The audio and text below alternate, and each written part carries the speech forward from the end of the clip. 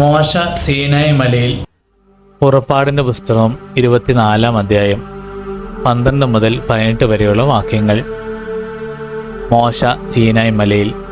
കർത്താവ് മോശയോട് അരുളി ചെയ്തു, മലമുകളിൽ എൻ്റെ സമീപത്തേക്ക് കയറി വന്ന് കാത്തു നിൽക്കുക. ഞാൻ നിയമങ്ങളും കൽപ്പനകളും എഴുതിയ കൽപ്പലകൾ നിനക്ക് തരാം. നീ അവ ജനത്തെ പഠിപ്പിക്കണം. മോശ തൻ്റെ സേവകനായ ജോഷുവയുടെ കൂടെ എഴുന്നേറ്റു. മോശ ദൈവത്തിൻ്റെ മലയിലേക്ക് കയറി. അവ ശ്രേഷ്ഠന്മാരോട് പറഞ്ഞു, ഞങ്ങൾ മടങ്ങി വരുന്നതുവരെ നിങ്ങൾ ഇവിടെ കാത്തു നിൽക്കുവിൻ. അഹറോനും ഹൂറും നിങ്ങളോട് കൂടെ ഉണ്ടല്ലോ. എന്തെങ്കിലും പ്രശ്നമുണ്ടായാൽ അവരെ സമീപിക്കുവിൻ. മോശ മലയിലേക്ക് കയറിപ്പോയി. അപ്പോൾ ഒരു മേഘം മലയെ ആവരണം ചെയ്തു.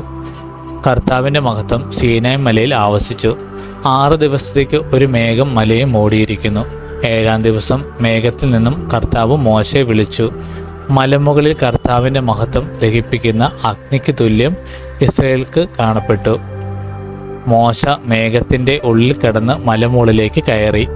40 രാവും 40 പകലും അവൻ മലമുകളിലായിരുന്നു.